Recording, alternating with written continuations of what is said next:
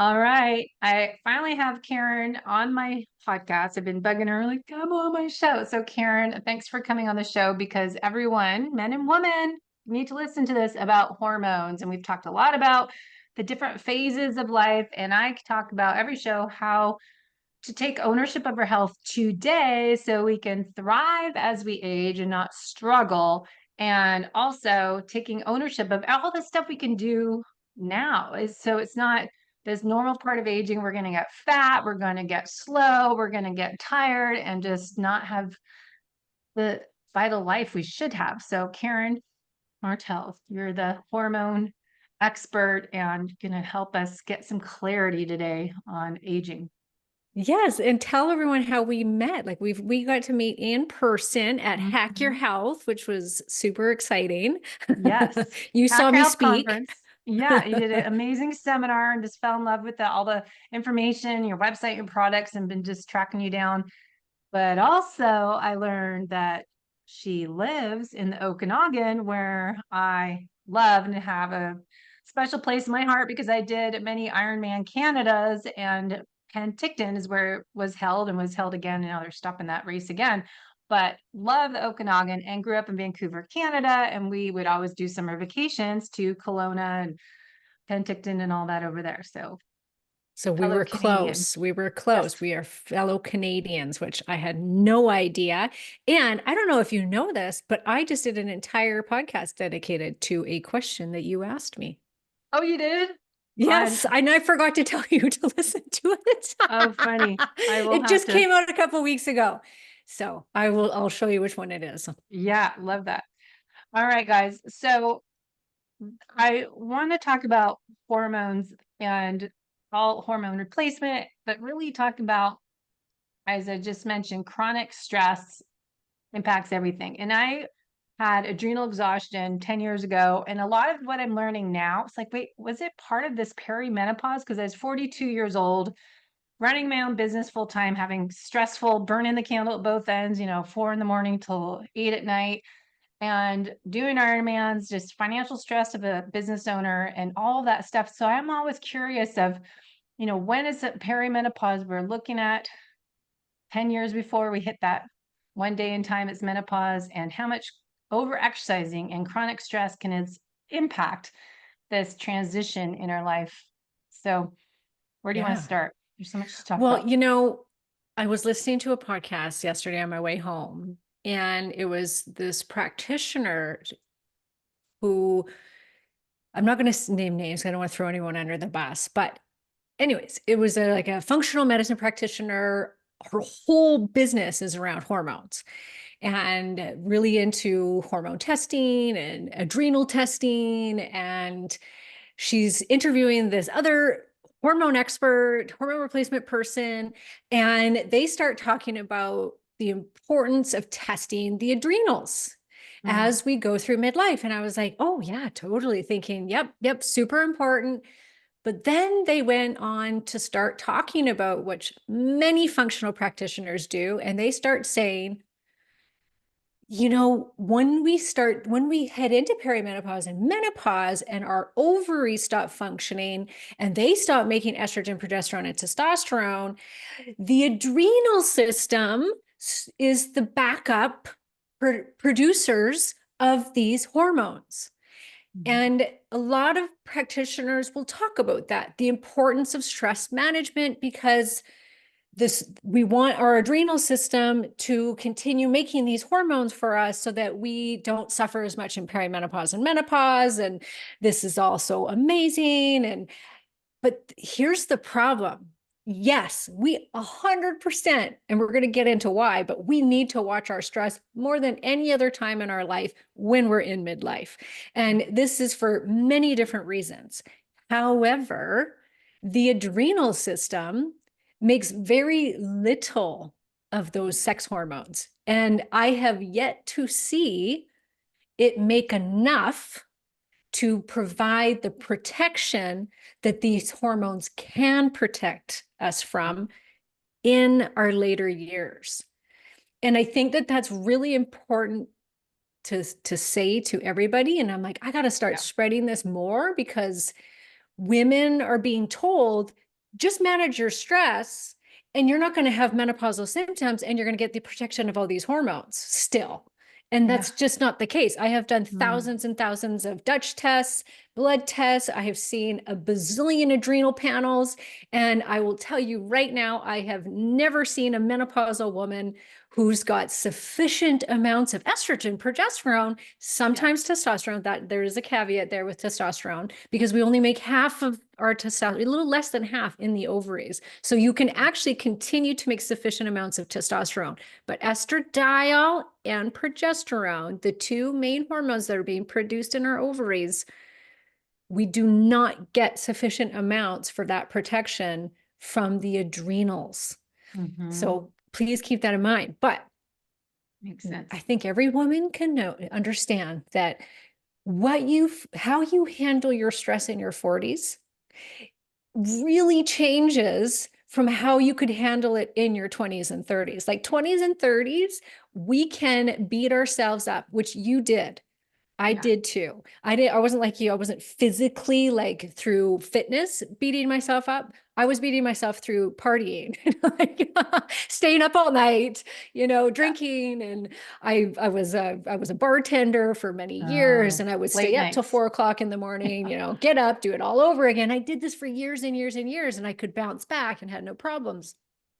And then you hit your 40s, and like you, I hit my early 40s thinking I was doing awesome. I was no Mhm. longer drinking. I had been sober for 10 years. I had everything under control. I was eating clean, paleo-based diet. I was lifting weights.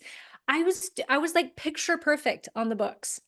And at 42, everything went to hell in a handbasket in my body. Oh. And you saw the picture in my talk, my before and after that happened within like 6 months. I gained Mhm. all this weight. Yeah. My period started going. I Mhm. was like completely falling apart and going, how? How does this happen to a healthy person who's Mhm. doing everything, who's eating perfectly, who's Yes. exercising?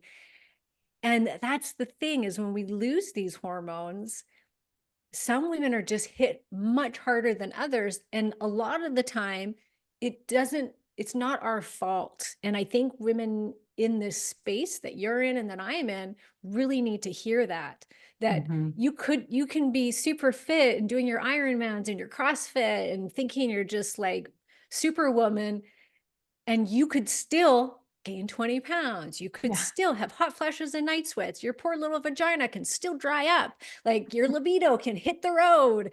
And what we tend to do as overachievers is do everything harder. Oh, Yeah. well, I better Exactly. starve myself. I better exercise farther for, Mhm. more. I More. better lift heavier. I better do all of these things that your body at this time, when it's losing its hormones, it's the wrong thing to do, and it's going to perpetuate all those problems, unfortunately. Mhm. Because now that we don't have things like progesterone, so progesterone is typically the first hormone to start to go down when we're in our 30s. So usually Mm. around 35 to 40, we start to see a dip in progesterone because we're not ovulating as often. And then as we get into early 40s, it really can take a dip. It can drop by about 75% in comparison Mm. to your estrogen. Estrogen happens later. Now, progesterone is this beautiful buffer to stress. Mhm. It helps you to sleep. It acts on the GABA receptors of your brain, which help to induce sleep. Without sleep, now we can't tolerate stress anymore, right? So Yeah. that starts to perpetuate over the years with the lack of sleep. But also, progesterone, because it acts on those GABA receptors, is this beautiful natural anti-anxiety hormone. And so we lose this buffer and Mm. we suddenly feel like, I can't tolerate anything, like what Mhm. you used to be able to handle, with your kids yelling or not doing something. And suddenly you find yourself snapping and you're feeling like super agitated and just like, what is wrong with me? I feel like I'm PMSing all the time. That can be because you're not producing enough progesterone Mm. anymore. So we become very sensitive to stress like never before. And it's always seems to be in that perimenopausal phase. Like when we get into menopause, it seems to get easier. So we have this like decade of time where our stress levels are just wonky and we feel like we're getting adrenal insufficiency, or maybe we do Mm-hmm. get it, or our cortisol goes super high and we don't have any buffer to it anymore. Mm-hmm. So these hormones and the loss of these hormones impact how we tolerate stress. So do you think that end result will show up more the cortisol dysregulation? So that hormones, like the chicken and the egg, so it's more hormone imbalances, deficiencies that can lead to less resiliency, which leads to more high cortisol, which leads Exactly. to chronic stress to low cortisol. Exactly. Yes. Mm. And it's a back and forth, right? So they perpetuate each other. Right. Yeah. So the higher the cortisol, the less, that it does block our other hormones. So we're not going to get that progesterone like we should, because the cortisol is so high, and then our blood sugar goes really high. And then when blood sugar gets dysregulated, cortisol gets more dysregulated, and they all work in this synergistic pattern together. And then estrogen starts to go, and estradiol helps us to make serotonin, which is like an antidepressant. And Mm. so now we've got anxiety, we're a little depressed, sometimes a Yeah. lot depressed. It hits every woman differently. Some women, they don't get any of this. Others, it's just like, oh my gosh, I've never had anxiety and depression ever in my life. I feel like I'm losing my mind. I'm severely depressed. I've got so much anxiety and I can't sleep. And that's really Yeah. common. Yeah. But it sounds like it's a big domino effect when, one piece starts with the hormones and that whole metabolic chaos we say as FDN practitioners because of that. But then you tie or add on those different stressors externally, which can lead to or be added to the hidden sources of internal stress. Because when stress is on, then you have digestion issues, gut issues, leaky gut, inflammation. And so it just seems like this whole crazy metabolic chaos everywhere from just maybe one thing led to that domino effect of all these side effects. That's exactly what happens. And Hmm. women that are in this space, like I said before, we tend to then try to just kind of double down on everything that we're Do doing, more. thinking that will fix us. Yeah. And we're being told by our medical community that, oh, this is natural, and here's your anti-anxiety, here's your antidepressant, here's your That's what happened to sleeping me. pill. But Yeah. no, we're not going to give you we're not going to give you hormones. We'll give you birth control pills, but we won't give you Yeah. hormones because you're not in menopause. Yeah. And that narrative has to change because, like I said, this could be 10 years of your life. That's a decade. And we know that the farther into it you go, things get worse. They don't tend to get better. Once you get into menopause in your 60s, let's say, maybe things can start to calm down then. But what about your 40s and your 50s? Why are we just being left to fend for ourselves and being told Mhm. you can't start hormone replacement therapy until you're in menopause? And it's like, but the symptoms started when I was in my 30s, and now I'm 20, 30 pounds overweight. I don't feel like myself. I can't work. Horrible things happen, and we're being ignored by the medical community and being told that this is natural and we need to just get through this time. And that has to change, because the sooner you get on top of these hormones that are becoming deficient, and your audience are all about optimizing their health. Well, the best way to optimize your health is to catch the hormones as they're starting to go down, not wait till they're completely gone. And then you're going to try and, recover all the things that have started to happen to you. It's much, much harder. And so we have to start watching our hormones, and everybody's different. Some women, they just a little tiny drop in progesterone, they get massive symptoms. Some women it's estrogen, some it's testosterone. And so just because your labs could look good for you, that might not be good. It might be that, oh, you know what? You do really well with a lot of progesterone. So we need to, be topping your progesterone up as you're Hmm. aging so you don't get hit with all of these symptoms.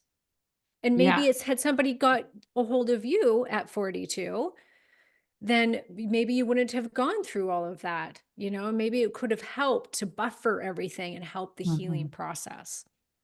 And that's what I feel that it's my purpose now as we all kind of get in our space. We Yes. all have a story that brought us to be focusing on this area that I was, doing all the right things, exercise, maybe too much of it, but I was racing and I was the strongest, leanest I ever been.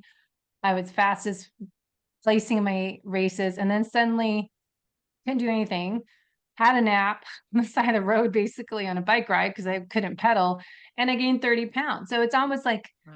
Yeah. the hormones started to get lower and we don't know those red flags because we're not educated in that. And that's our job, I think, sharing that with people. What are those signs and symptoms that my hormones are lowering? So I don't keep over exercising. I don't keep fasting too much and eating too little and doing all these things I think are doing myself a favor to get leaner, get fat adapted and all that. But there actually were additional sources of stressors that were adding to my beaker of stress, causing more of this domino effect of hormone imbalance and metabolic Mhm. chaos. Yeah, and we went through the era, and I think probably a lot of your listeners too did, of like that phase of, oh my gosh, everybody, we should all be fasting, we should be eating one meal a day, we should be super low carb, this is We all did that. amazing. And do CrossFit and be Yeah. mothers and work a full-time job and make as much money as our spouse. Yeah. It's like, oh, and we wonder why we're all falling apart. I know. Well, I said that Dr. Mindy we interviewed 3 years ago, and I was saying, well, isn't this information, are we doing it too much because of our hormones changing and we're exercising a lot? So isn't it, when is it not right for someone to do fasting? So it's a whole other conversation. But I think a lot of us in the functional medicine, fitness, active space, like Mike Mutzel and all these other Thomas DeLauer, everyone was doing these fasted workouts and fasting and OMADs. And then it's like, wait, 2 years later, we're Oops. not Oh, we're not sorry, getting maybe enough that protein. wasn't We're for doing too women. much. Yeah, not for women. It's not so great. No. So it's a We're built for fertility and that's it. And even if you don't want to have kids, it doesn't matter. The inside of your body is just working to help you get pregnant and to stay fertile and to keep the human race going. And so if you're constantly signaling to your body, you're stressed. For you, it was, your body weight probably got down so low that you're not producing enough hormones anymore. A lot of women, if they start doing super low carb, they're fasting, you're mhm, signaling to the body that, hey, you're in winter all the time. And so at first, the body actually really likes it because it's been bombarded by sugar and food and not calories, and no breaks from it our whole life. And then suddenly it's like, oh, we should be fasting sometimes. We should be giving our systems a break from food. We shouldn't be eating every 2 hours, like they said. And then we went and started doing this. It felt great because we're giving our bodies these breaks. And it's break. like, oh my gosh, weight's just falling off. I have so much more energy. This is amazing.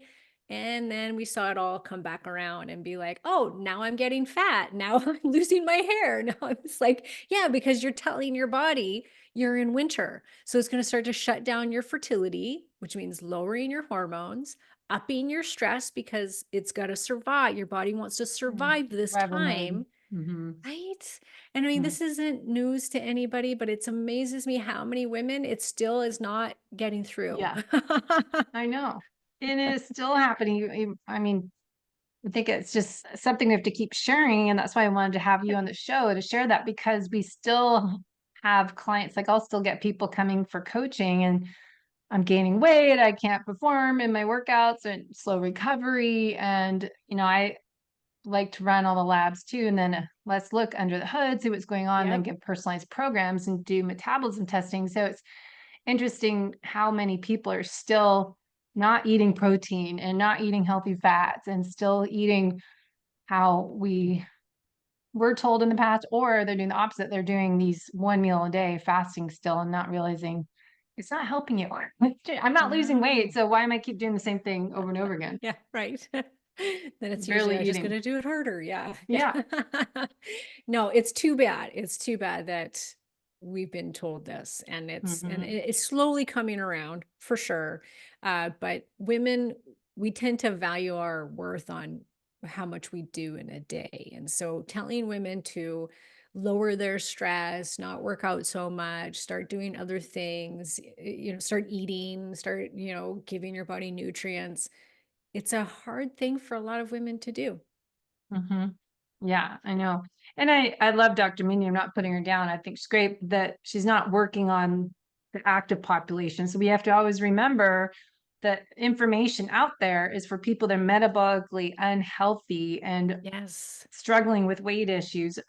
I'm talking people that are exercising probably a little too much and maybe eating too little and doing too low carb or, not enough calories a day. So it just, Mhm. you have to listen to the information, go, okay, I'm not 100 pounds overweight. I don't have type 2 diabetes or whatever metabolic health issues. So we have to, that's my job here. Is like, okay, let's hear that, but let's apply it to the fit and active person that's aging. How should we Yeah. change that And recommendation the up? men versus women. Yes. Yeah, for sure. Because a lot of So these guys are talking about what's great for a man's men, body, not for yeah. a woman's body. And all the research has been done on men, not on women, unfortunately. Yeah, It's I've talked slowly about changing. Stacey Sims information a lot and just Yes, getting that out there, which is I'm glad Stacey Sims is on Huberman me because too. he's part of it saying all this information and Peter Attia and then Rhonda Patrick. And I'm like, wait, you guys, we Yeah. don't need 80% zone two and women are different than men and you're testing them wrong. And finally, get someone to clear it up a little bit. So let's backtrack a little bit. The sex hormones we're talking about that we see changes, estrogen, progesterone, DHA, and testosterone. Are those the main ones? You talk about the steroid sex hormones. They're made from cholesterol Yep. and And then thyroid, we're seeing too thyroid. being impacted by perimenopause. So Mm, that they're not really like there's stuff that shows that because we lose these other hormones like progesterone helps our thyroid to function properly. So you lose your progesterone, some women will actually start to lose some of the thyroid function and they can become hypothyroid when they never were before. mhm, But there's also talk that it's also just part of aging that this hormone starts to go down. And so what we see clinically is about, I would say about 50%, even up to 60% of women will have thyroid hormones go down. And it's usually that conversion of T4 to T3, which is mhm. T4 is the inactive thyroid hormone, T3 is your active thyroid hormone. And you can think of that as your metabolism. And so we see that that starts to go down. Probably because of inflammation, gut stuff that starts to happen, stress, cortisol, once again, blocks that conversion. So we definitely are seeing thyroid going down. We see things like oxytocin can go down. It needs estradiol to be made. So we see other hormones being affected by, and if I feel like it's the ovarian hormones that start to become depleted, and then it's a cascade of what you see that starts to happen, melatonin and all these other little hormones that people don't talk about very often. They do become affected in perimenopause and menopause too, and so they are to be kept eye on. Like, you want to keep an eye on them and make sure that they're also optimized, because some people will lose them, some people won't.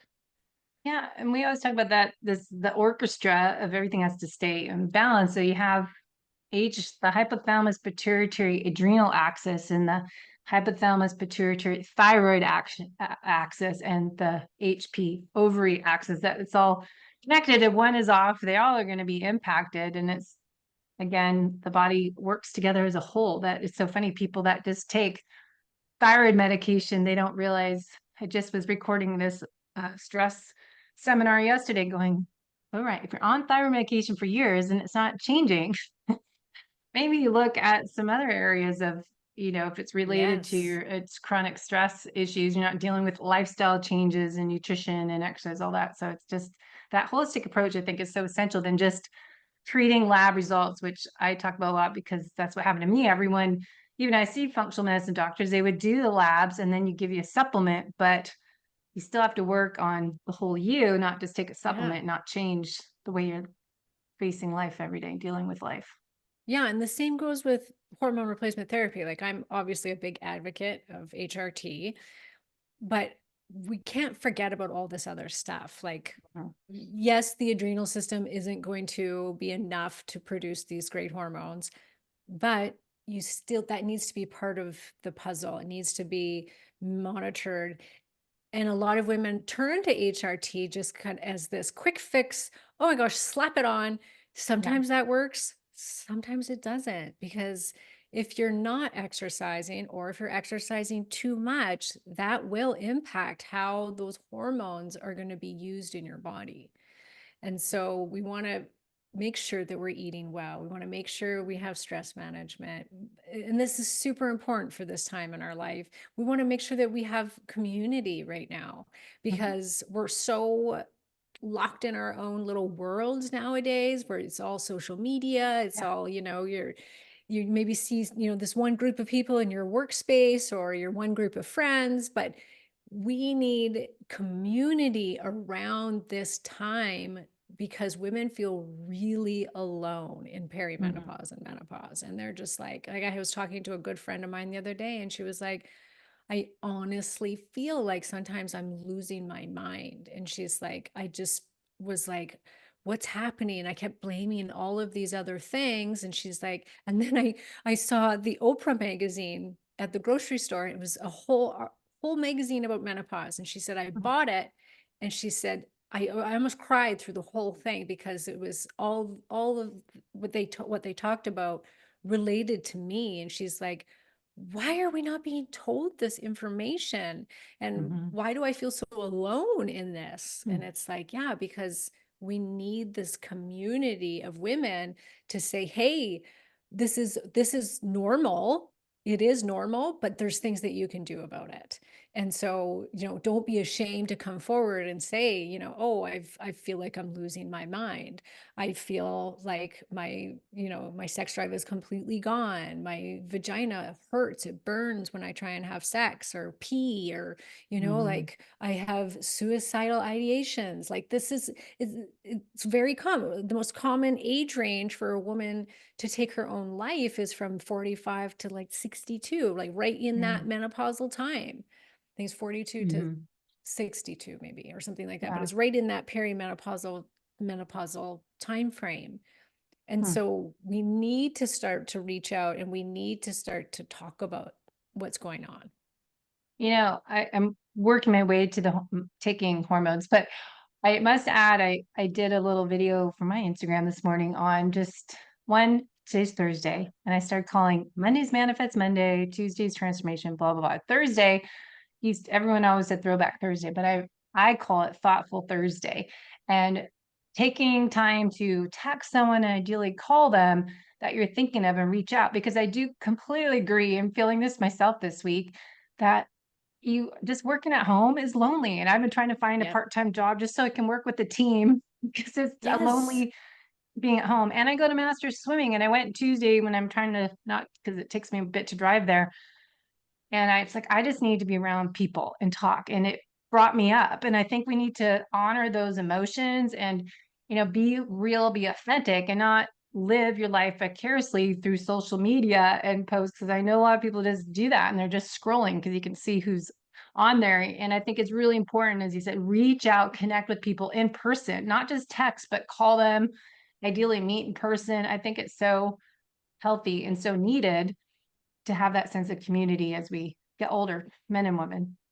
Yeah, yeah.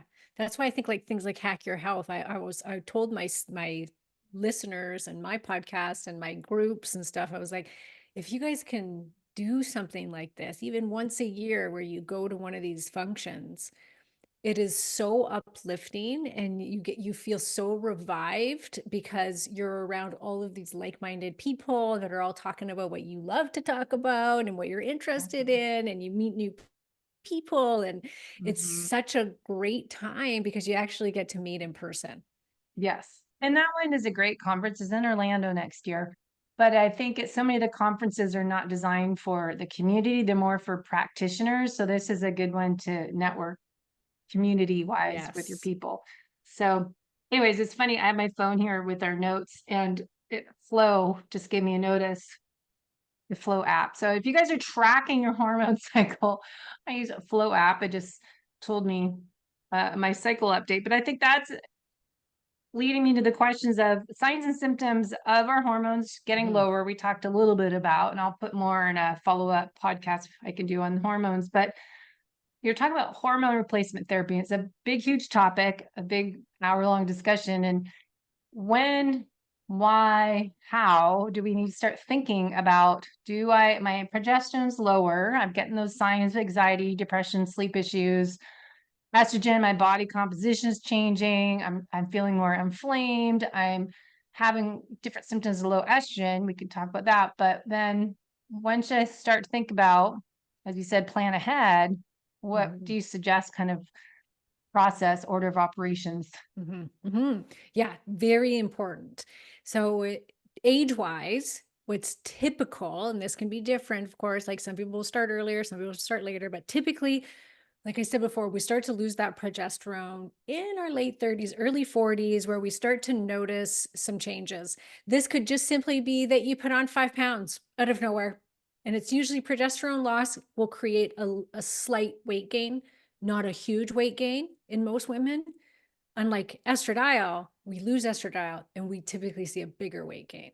So usually anywhere from 10 to I've seen 30, 50 pounds in some women.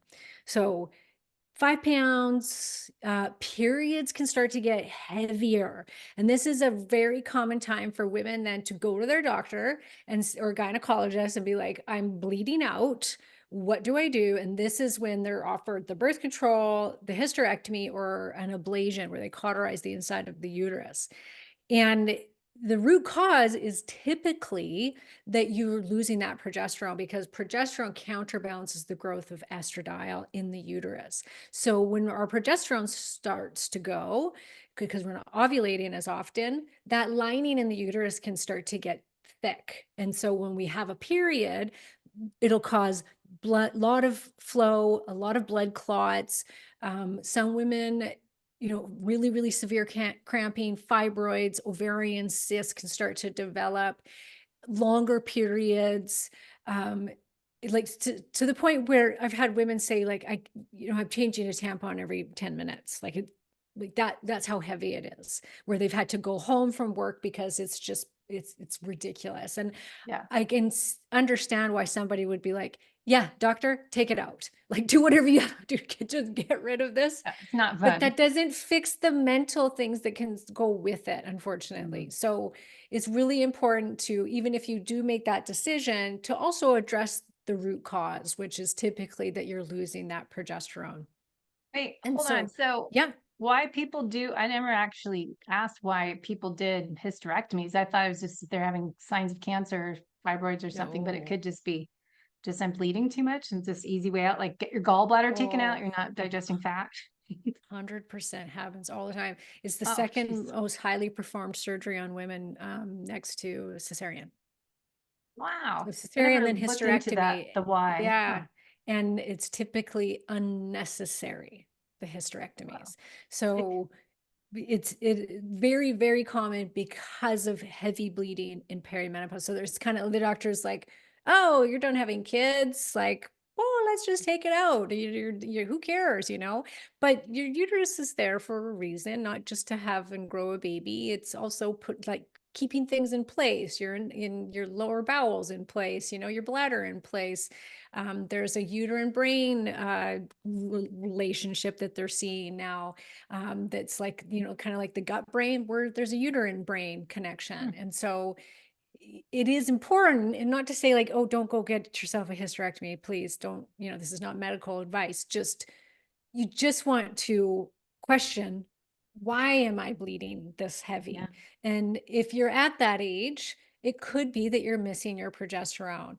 And some women, it's a lot earlier on where they're having really heavy periods, or they've got endometriosis, and they're in their late 20s, early 30s. And progesterone can actually be a really good intervention for women that are suffering with that, instead of going on birth control to, band-aid the problem. It is it's a band-aid in a sense when you're still fertile, because there are some herbals that you can take to help your own body produce progesterone, but putting that in that progesterone cream isn't going to stop you from ovulating, and it can get rid of those really bad symptoms while you're getting to the root of the problem, and then you could stop using it. It's a lot healthier for us, of course, than taking a birth control pill if you're not taking it for pregnancy reasons. So that's kind of in, sore breasts, the anxiety, all part really bad PMS can start to happen. Shorter cycles where you're bleeding every, 10, 14 days, some women every 21 days. So your period starts to get shorter. This is signs that you're not producing enough progesterone. And then as we start to head into the 40s, now estradiol is kind of the next one that gets testosterone can happen, like I said, to some women and not to others, but we can see it going in your 30s. We can see it going in your 40s, your 50s. And some women lose it, some women don't. So it's just good to monitor because testosterone is a really important hormone and it's a precursor to making estradiol. So we like our testosterone, great for libido, muscle, for your ladies, who are super fit.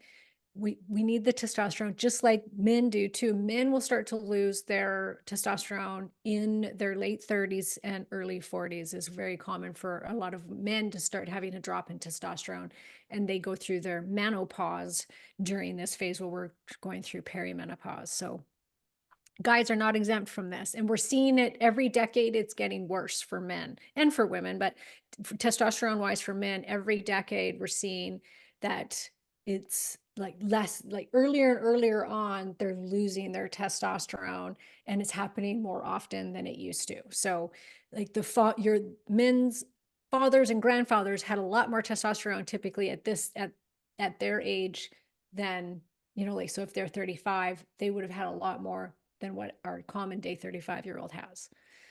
Yeah. Same reasons, like we're being so bombarded by all of these, estrogens and toxins in the environment that the hormonal landscape is really changing.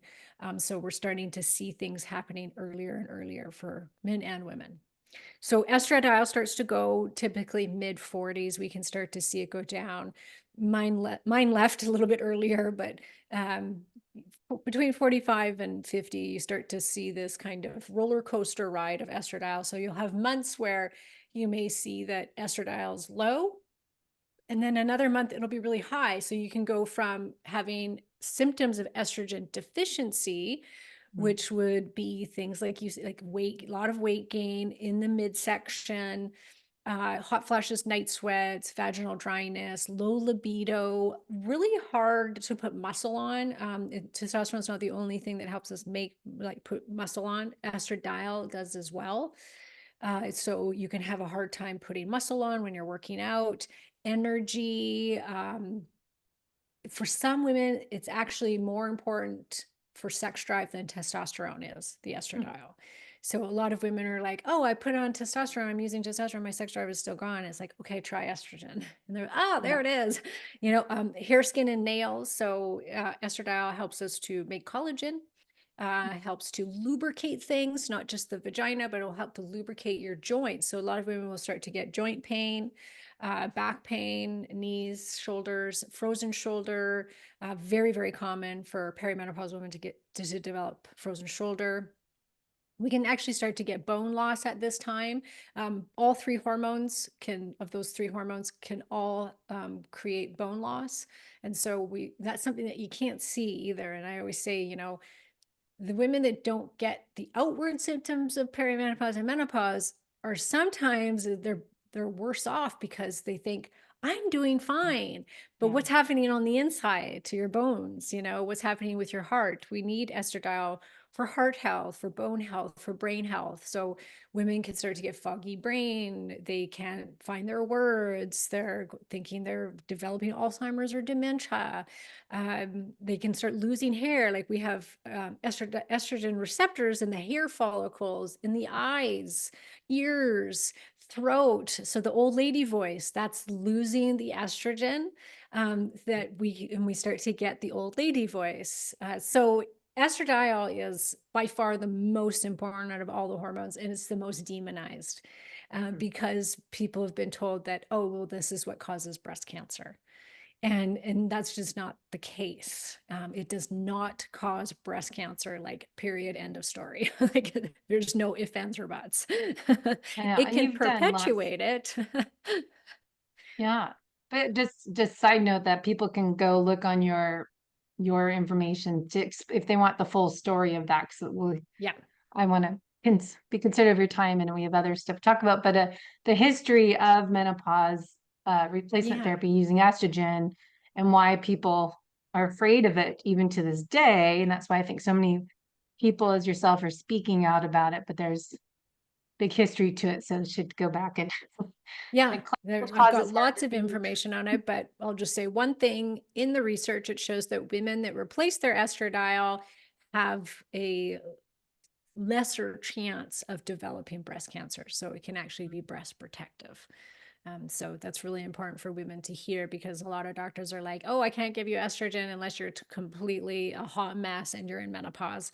And Yeah. that's just not the case. So estrogen is really important for blood sugar, for cholesterol. And so we really, really need to be watching the loss of estradiol so that we don't develop all of these metabolic issues that happen with menopause. What's the best way to test for your hormones to get ahead of the process? So in our practice, we do blood work because it is gold standard. Uh, in blood work, it's pretty good if you're young, in your younger years, you're in your 30s, your early 40s, you've got a regular cycle. Blood works can sometimes not show that much. It can be like, well, yeah, you look great, because their ranges are ridiculous. It's like, oh, if your estradiol is between 100 and 400, you're good. And Yeah. like I said before, some women, they don't feel well if their estradiol is at 100. And at different times of the month, we need different amounts of estrogen, and so we want to test it on certain days. So it can not sometimes just not show enough. And so for women that are in their younger years, I do like them to also do a urine metabolite test, something like the Dutch test, because that's going to give us an idea of what free hormones they have available in the body. Blood work is showing what's usually bound hormones, and they're bound to sex hormone binding globulin, which is a protein that carries these hormones around. You can kind of think of it as a bus, that the bus, takes the hormones around, but they have to get off the bus for the cell to dock in on that receptor and for the cell to use it. And so taking a look at urine, you're going to see what is available for you. And that can show a really different picture sometimes than what you see in blood work. It also is going to show you how you break down these hormones. And that's also really important.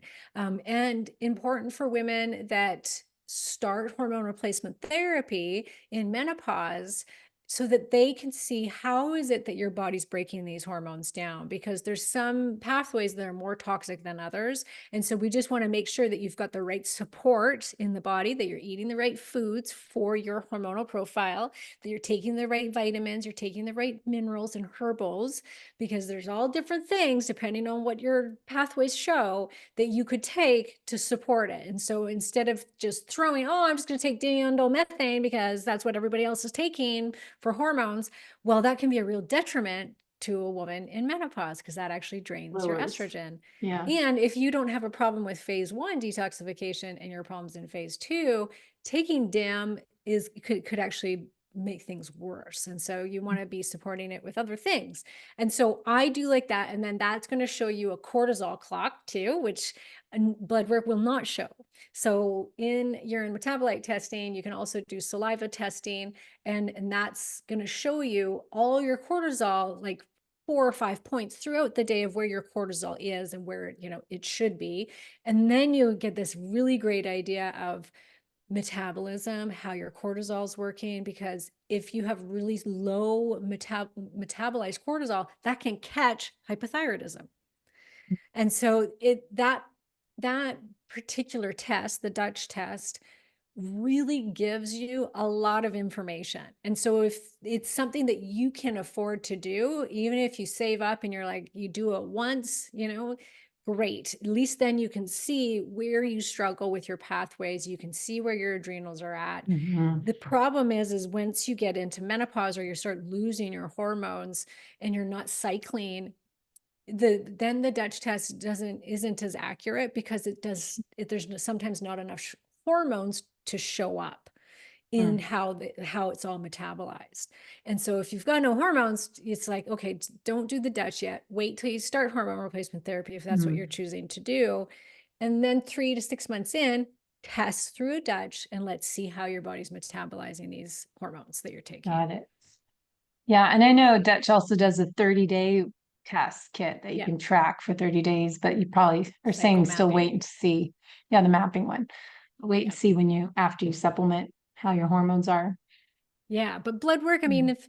if most people they can afford to do the blood work, and so that is the gold standard, and we can tell a lot from blood work. You just want to make sure that if you are cycling, that you take that test on day 21 of your cycle so that we can compare it to where that progesterone and estrogen should be. Mhm. And do you have your own functional ranges? Then the doctor was saying it'll be 10 to 500 is normal. Your own I do. I actually just did a whole range. podcast about that, about Okay. like, because yes, we want to look at that. And we do want to see women at certain, I mean, it's pretty obvious. It's like anything. It's like if you're at the bottom of the range or below range, clearly there's probably not enough. Mhm. If you're at the very high end or over that high end range, you probably got too much. Yeah. So it's that whole in between of like hundreds of Goldilocks. sometimes difference that can be like, oh, well, what if I'm just here? Then you got to go more by symptoms and go, okay, well, what are you experiencing? Because maybe for you, that's not enough, even though it's in range. Yeah. Interesting. All right. So I know I'd run out of time, but we'll dive into when the supplement, as we just were talking about, Hmm. but with what? Like you talk about the creams, and let's talk about what you created and why and how it works. Yeah. So HRT comes in many different forms, and there's some that are better than other and that are, safer than others. Like we never want to take estrogen orally, even if it's bioidentical estrogen. Mm. Bioidentical means the same makeup as what our bodies are producing on the inside. So old HRT is not, it doesn't match what we make on the inside. It's coming from an animal. Typically it was coming from a horse.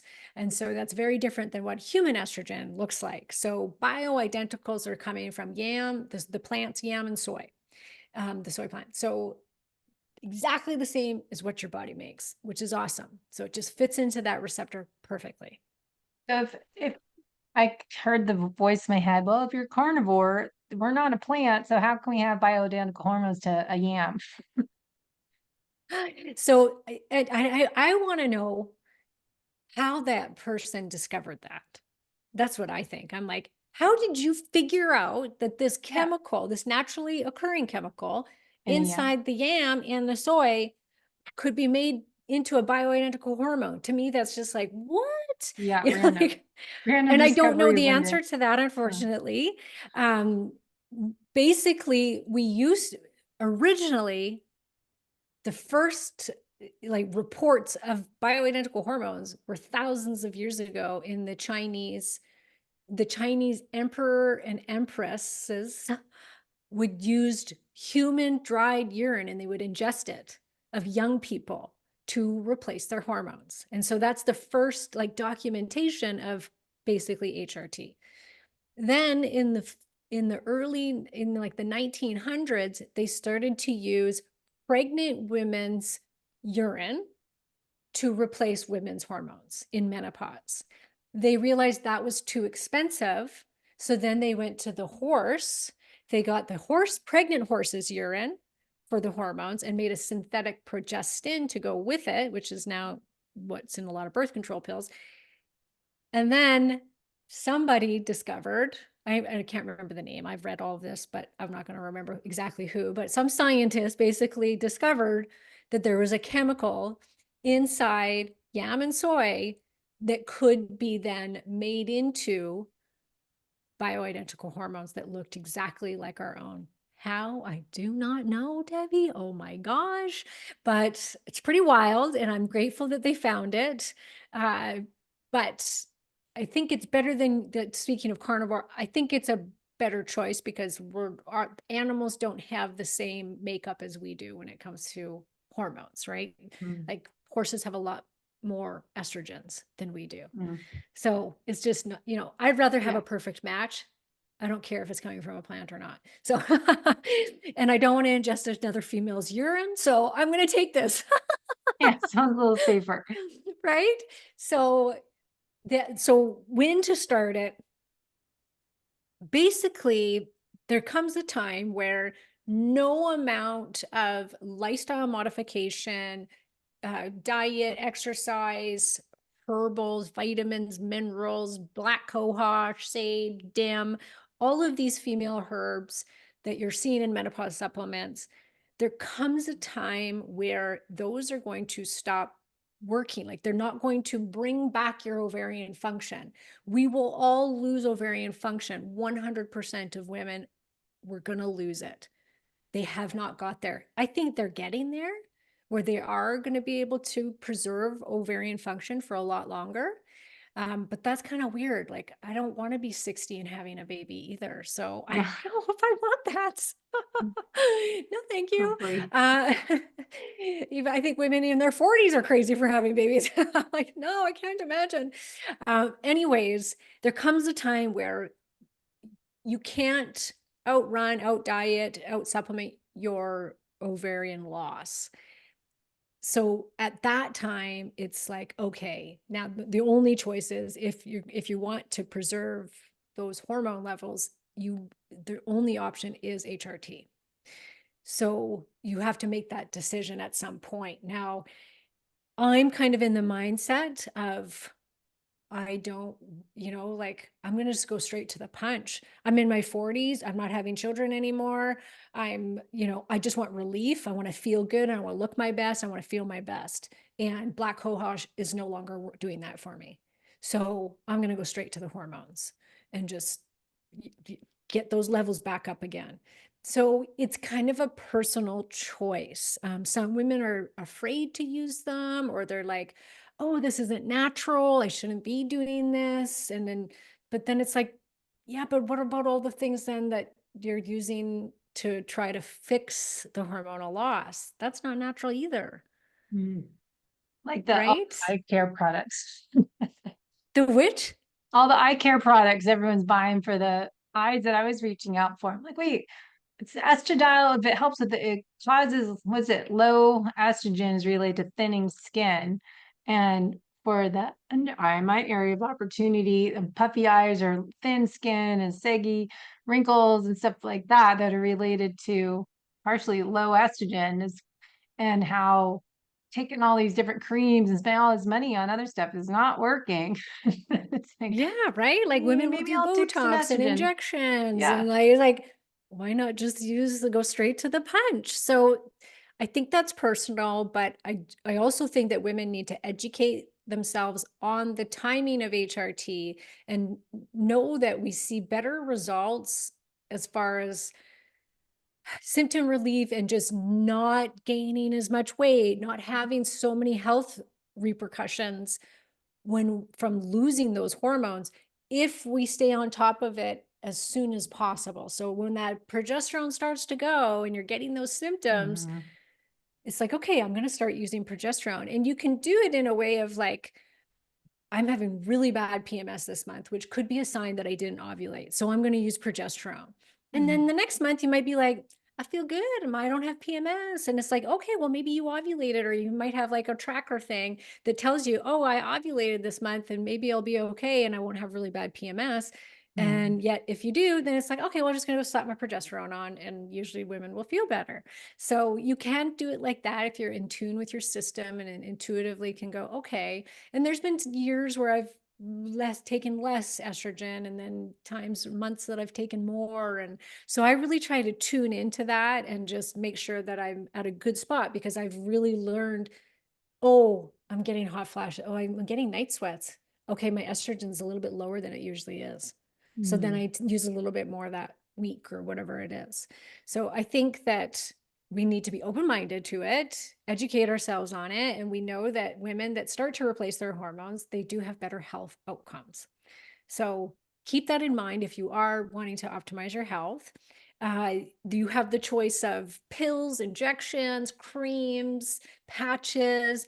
And so that's a whole nother discussion, but just know that there's some things that work best for some women. Other women, they need to do something else.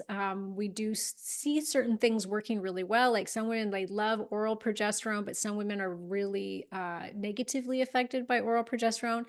They need to use topical progesterone, which works great. Uh, the the estrogen, like I said, no oral testosterone. We actually see injectable testosterone working the best.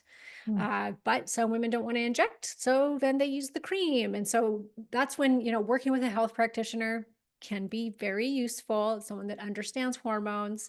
I did come up with my own line of hormones, which you have. And so those are over the counter. They're considered cosmetic creams, but they do contain uh, hormones in them. And so always use with caution, of course. I do have this great, like, kind of ebook that you can Yeah. download that gives you some Tons of guidance info. around them, Hmm. because not every woman can afford to see a hormone specialist, because Hmm. it is specialized. It's going to cost more.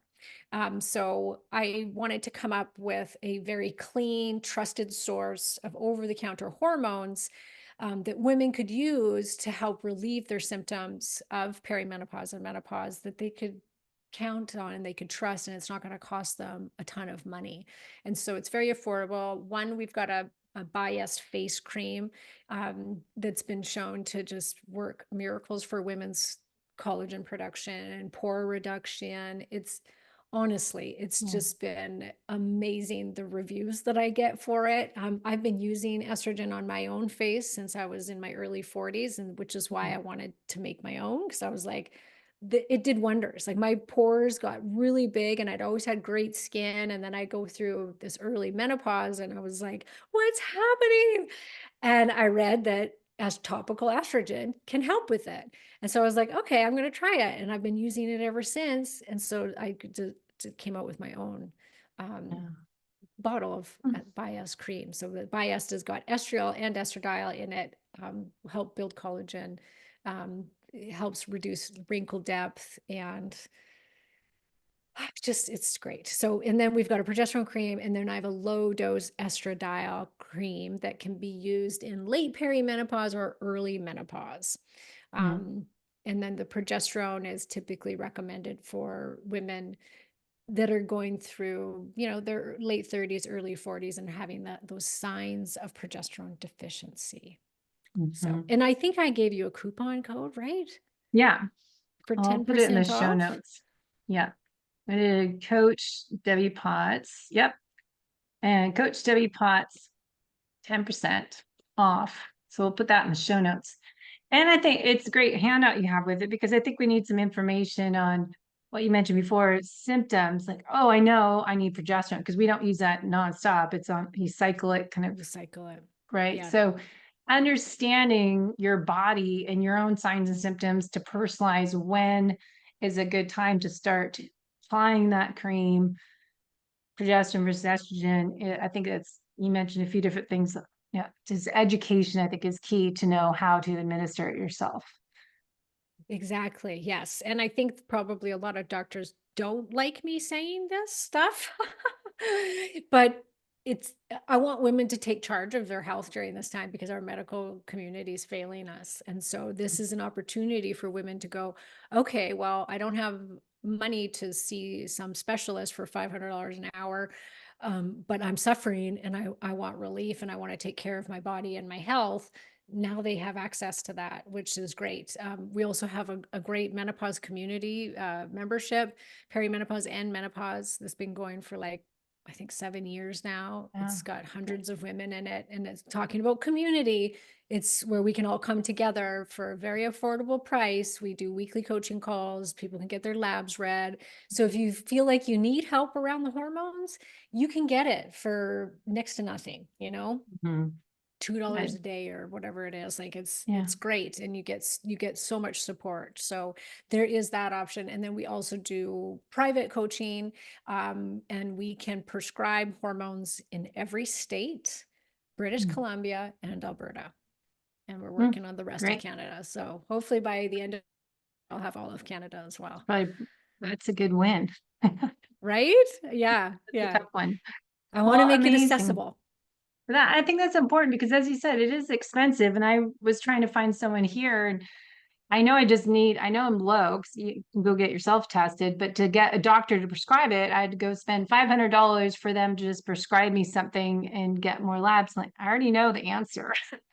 Just, Yeah, make it simple and not so challenging. And so many people are on a budget, they can't afford all this stuff. So it's amazing. exactly. Your prices are so easily affordable to get the creams and then coaching. I think something we need help to personalize it. So, Yes, job. exactly.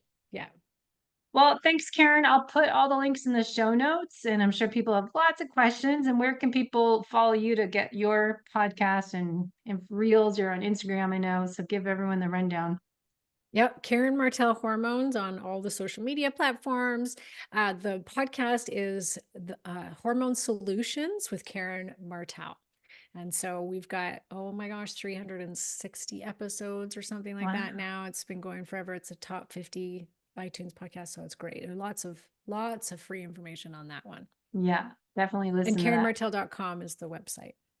Good. Well, I'll put that all down below, and hopefully people can let us know what they have experienced using the Yeah, products, the lotions, as I've been enjoying and seeing if you feel difference. exactly. I'm on a mission. I want to keep 45. I'm suddenly next Yeah. month 53, and I think I would say I'm like 45. You look great. You look great. Just I this would not part. have guessed that. Yeah. I was gonna wear glasses, the big huge sunglasses, hide. But No, don't thanks. say that. All right. You know, I do Thrive. Botox. I do Botox right here, and they always say, "Don't you want your eyes done?" And I'm like, "No, I don't. I like my eye wrinkles." So there you go. Yeah. All right. Embrace. Well, embrace it. All right. Thank you so much. I Thanks love for having me. info.